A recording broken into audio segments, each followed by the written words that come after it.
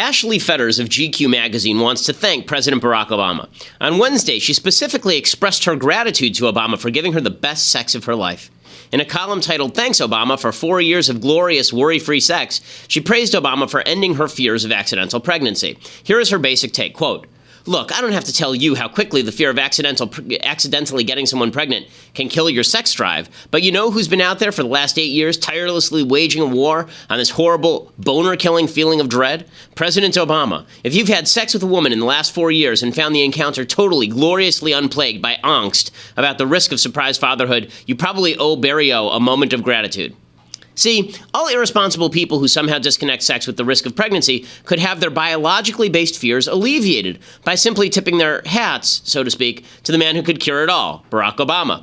What gave Obama this godlike power? Well, he wanted everyone else to pay for your contraceptives. Says Fetters, quote, "As a result, the second term of Obama's presidency, and the year 2016 in particular, is already being called a golden age of birth control.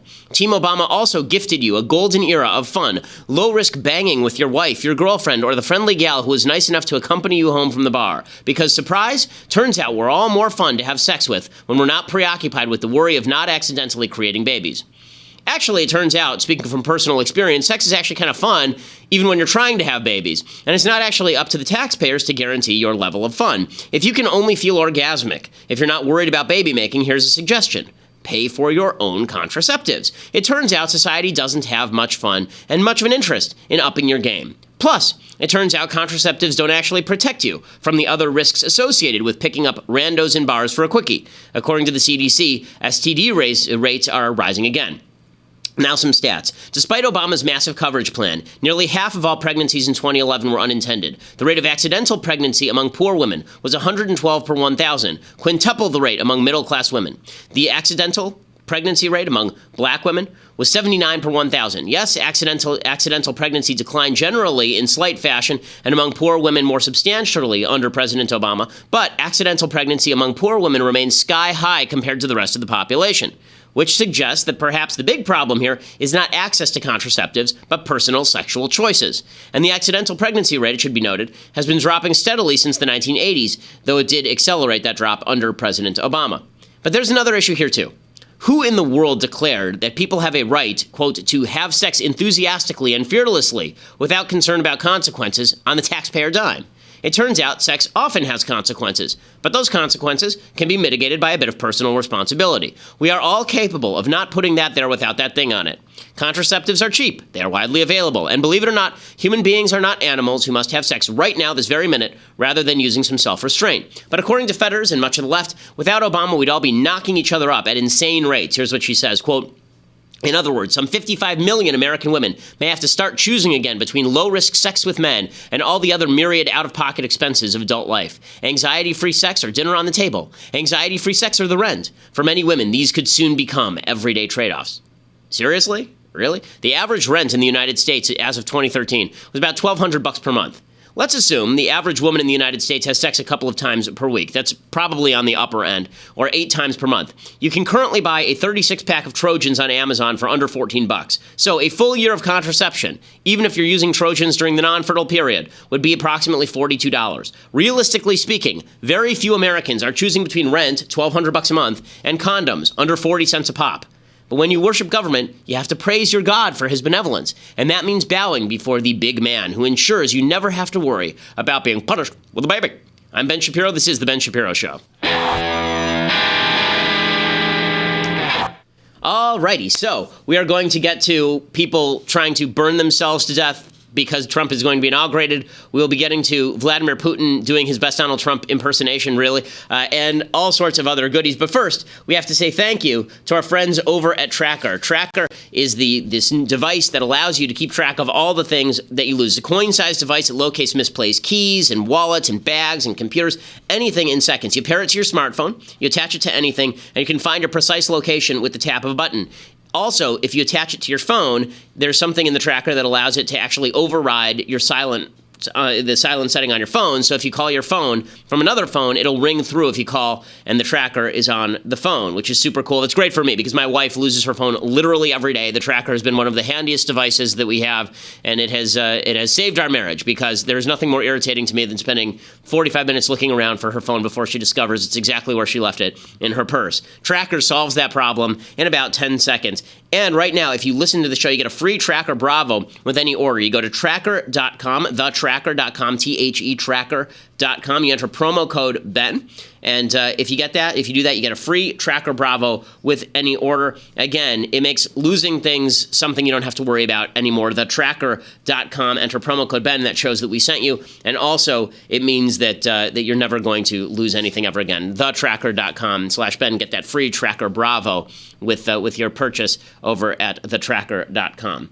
Okay, so the Democrats are preparing for this inauguration, and the wailing and the gnashing of teeth is a sight to behold. I mean, it is utter madness. A dude actually tried to set himself on fire, apparently, in front of Trump Tower the other day, but being a Democrat, he even failed at this. So here is the dude setting himself on fire.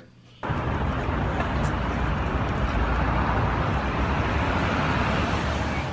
was trying to light myself on fire.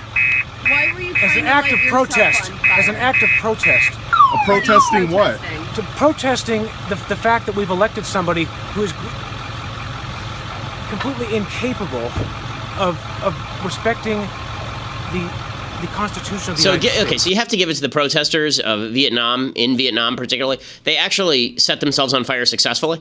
This dude couldn't even set himself on fire successfully. So Darwin nearly accomplished his mission, but apparently when you're too stupid to actually set yourself on fire successfully, you don't take yourself out of the gene pool. So this dude tried to set himself on fire, but being a good leftist is incapable of actually immersing himself in fire. He's of self-immolating. His self-immolation was as much of a failure as Hillary's campaign. So well done there, sir. Other lefties who are very upset. Snoop Dogg is very upset that he may not be invited to the White House to toke. And so he's threatening any black performer who performs at the inauguration. He's saying that he will bring the vast wealth of his rage down upon their benighted heads. Here is Snoop Dogg, one of our great cultural icons, speaking about what he's going to do to stop the Trump inauguration. So ain't nobody gonna perform for Donald Trump, huh? Which one of you gonna be the first one to do it? I'm waiting. I'm gonna roast the out one of you, Uncle Tom, for doing it. Which They're one all of you Uncle is gonna do it Toms. first? He's gonna roast him. I'm the one that performs for himself. Nothing says racial unity quite like calling people who want to give Trump a chance an Uncle Tom. And really, I mean, I can see why Barack Obama invited Snoop Dogg to the White House so many times. He did. Snoop Dogg was at the White House multiple times. But I guess that means that Snoop Dogg is now a political commentator. I'd like to see Mark Lamont Hill and Michael Eric Dyson talk about why Snoop Dogg should shut up about politics, since clearly he doesn't know anything, or if they only reserve their ire and scorn for Steve Harvey and Jim Brown. Meanwhile, actual top-level Democrats continue to say that they're not going to legitimate the Trump presidency. They're very, very upset about the Trump presidency. Debbie Wasserman Schultz, she says that she won't say that Trump is a legitimate president. Do you believe Trump is a legitimate president? What I believe is that there's no question that the outcome of this election was affected by the Russian interference with the campaign. Is he a legitimate president then or not? I mean, is there a distinction between those two things in your mind? I'm not going to I'm not going to weigh in on the application of the term legitimate or not. And if someone is qualified to weigh in on whether something is legitimate, it is certainly the woman who helped rig the primaries against Bernie Sanders in favor of Hillary Clinton and then had to resign her post as head of the DNC because of it. She clearly has a leg to stand on talking about legitimacy. She's not the only one. Senate Minority Leader Chuck Schumer from New York, he says that he respects all of the inauguration boycotters because, hey, Trump isn't really that legitimate. So I respect where they're coming from. I mean, I think each person has to make his or her choice on his own, but I don't begrudge those who have said they're going to boycott. Would you urge Senate Democrats to attend? Let each person make his or her own decision.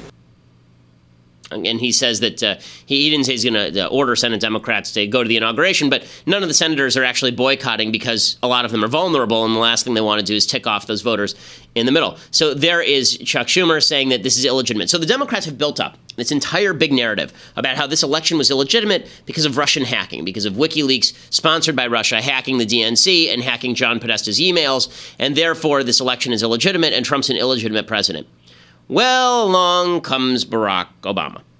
Barack Obama has, because he's actually capable, set his own party on fire. Unlike self-immolation guy who couldn't even set himself on fire successfully, Barack Obama didn't try to set himself on fire. He set all the other Democrats on fire, destroyed them down ballot, destroyed them in the House, destroyed them in the Senate, 241 members of the Republican House, 52 members of the Republican Senate, 32 governorships owned by Republicans. Barack Obama lost Democrats 1,000 seats across the country. And on his way out the door, he wants to torch their only narrative too. So their narrative right now is that Trump is totally illegitimate because the Russians hacked the election. So, WikiLeaks are bad, right? I mean, this is what we've been hearing for the past few months. WikiLeaks are just the worst thing in the world. According to the left, WikiLeaks are now terrible because WikiLeaks impact the election. And WikiLeaks are working hand in glove with the Russians to help Donald Trump. So Barack Obama, he comes along, and his last move in office, hopefully it'll be one of his last moves in office because he still has 48 hours to screw things up some more. His last move is that he pardons, or doesn't pardon, he commutes the sentence for Chelsea Manning, who is the traitor who handed a lot of the original information to WikiLeaks, including the names of American soldiers, including confidential information about American ops that put American lives in harm's way, including information that Osama bin Laden himself said he found valuable. Chelsea Manning, who was then Private First Class Bradley Manning, gave all this information to WikiLeaks.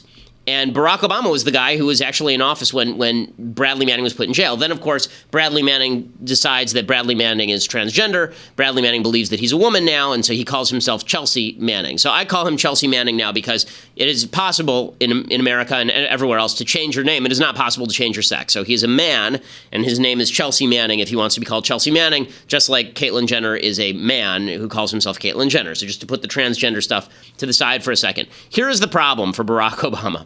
So the entire left has now made this case that WikiLeaks is the worst thing that ever was in the history of mankind. It's terrible, terrible, terrible, terrible. They impacted the election. They've destroyed everything. And then along comes Obama, and he says, oh yeah, the WikiLeaks guy, the one who's in jail and endangered American national security and put American soldiers in harm's way? Yeah, I'm going to let him out. So WikiLeaks is okay as long as it endangers American soldiers, but it's not okay when they're hacking John Podesta's emails about spirit dinners, about spirit cooking. Right? That's when WikiLeaks becomes bad. It exposes the entire Democratic routine about how terrible WikiLeaks is when he is releasing the WikiLeaks guy.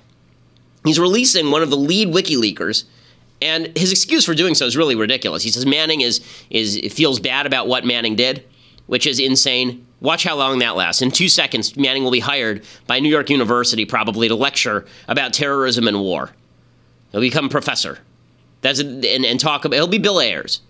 Right? This is not a situation where Chelsea Manning is somehow really, really sorry about what Chelsea Manning did here. That's ridiculous. They also said that Chelsea Manning had served part of his sentence. It was a 35-year sentence. He served 7 years. But really what this was about in large part was the fact that Chelsea Manning was transgender. So the left values transgender politics above all else. LGBT politics matter more than anything else. It's literally a get-out-of-jail-free card in this particular scenario. So Chelsea Manning has had some hormone treatments. I don't believe Chelsea Manning has had the snip, but I think Chelsea Manning has had the hormone treatments, and that means that Chelsea Manning must be let out of prison, lest Chelsea Manning be in a men's prison and be a man who thinks he's a woman. That would be absolutely terrible, so the left wants to let Chelsea Manning out of prison. And this, of course, undercuts the entire Democratic case. So they're saying Trump's illegitimate because of WikiLeaks. But WikiLeaks is so not a problem that we can release the WikiLeaks guy. It shows the hypocrisy on the part of the left. Now, there's hypocrisy on the right, too. So the right has determined that Julian Assange is a hero now. Sean Hannity wants Julian Assange pardoned. Sean Hannity thinks Julian Assange is wonderful now. So is Sean Hannity all that mad about Chelsea Manning being let out of prison? Is Sean Hannity, and what excuse does he have if he is angry that Chelsea Manning was let out? So it's okay when people are hacking American institutions like the DNC, but bad when they're revealing secrets about the Army? Is that the way this works? There's a lot to toss over here. And then we have to get to what is Barack Obama's actual true motive in all of this. And we'll get to that in just a second. But first, we have to say thank you to another one of our advertisers. This, of course, is Ring. So I've talked about the Ring of Security Kit and what Ring does for me. We use Ring at home all the time. We have this put on our front gate, and it's fantastic. It means that we can always check to see who's dropping off a package. We have security concerns, and we've had a lot of death threats, and Ring helps us deal with that because a lot of the people who are there to burglarize the house or who are there to do something nefarious, first of all, there's a camera on the property. Second of all, a lot of them ring the doorbell to see whether you're home or not. And what Ring does is it rings to your phone. So you can act like you're home or you can see who's there. You have an eye on your property at all times. They also have an advanced motion detection technology that comes with the Ring of Security Kit. And it includes a Ring video doorbell for the front door and a Ring stick-up cam and the wireless weatherproof HD camera, which keeps an eye on other parts of your property. As I say, I have a wife and 2 kids under 3 at home, and so I'm vastly interested in security. Ring helps me feel secure. I've bought extra Ring products for my house because I think that Ring is such a good product. Go to ring.com/Ben right now, and if you do, you get $150 off your kit, which is a pretty good deal. Ring.com/Ben for $150 off your kit. It helps prevent home burglaries. It helps ensure that your property is safe at all times. You can always keep an eye on who's there. Ring.com/Ben for $150 off your security kit, and to thank them for sponsoring our show. Okay, so I want to get to President Obama's actual motive in all of this. What does Obama want from the Chelsea Manning pardon? So I think that Barack Obama is vastly interested in just undermining the national defense of the country. I really think that President Obama does not believe that the national defense of the country is as important as the social justice that he pursues. This is why he's used the Department of Defense as a sort of testing ground for various social justice theories. I'm getting all sorts of emails, by the way, from soldiers the last couple of days who are saying that they're being trained on this new transgender policy put in by President Obama, and it basically says that soldiers have no right to privacy, that now if you have a man who's in the female bathroom, that all the women just have to deal with it. Okay, this is Barack Obama not attempting to make the military stronger. It's Barack Obama attempting to use the military as a sort of laboratory experiment for his politics.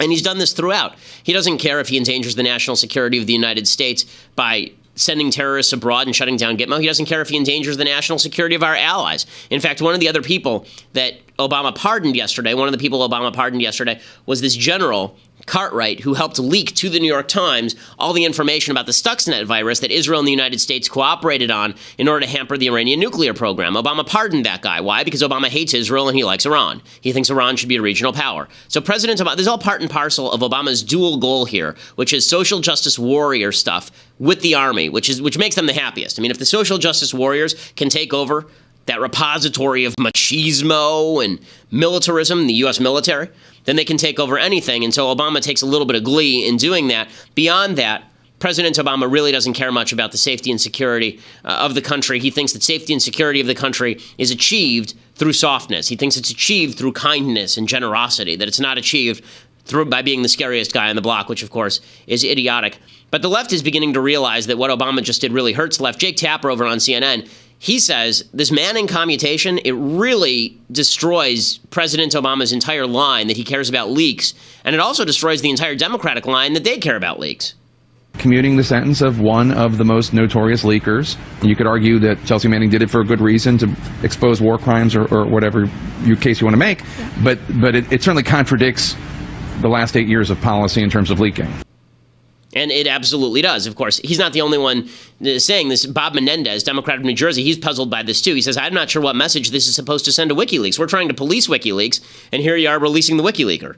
What Russia did as it relates to our recent elections and the role that WikiLeaks in a different iteration has played in that regard, I'm not sure what type of message we send here. And so I'm really surprised that the president took action, and I have concerns about what message we send about ultimately revealing sensitive national security documents.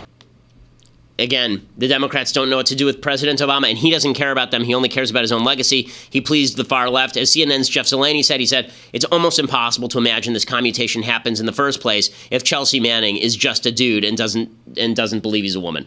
You have to wonder if the outcome would be the same. I mean, because I think she transitioned. Exactly, because she transitioned from a man to a woman. I think that certainly played into this. Without that, it's hard to imagine. I think this president would have done that. So O.J. Simpson is busily attempting to cut off his own dinghy right now so that he can earn a commutation from President Obama at the last minute. If only Julian Assange had decided that he was a woman and gotten some boob implants, then maybe President Obama would consider letting him off the hook as well. We have to break here at Facebook and YouTube, but we have much more coming up about the inauguration. We have a lot more coming up about Vladimir Putin and about delusional Democrats. And a pretty epic things I hate today. So we'll have to go to dailywire.com to check that out, or to listen later on iTunes and SoundCloud. Subscribe at iTunes.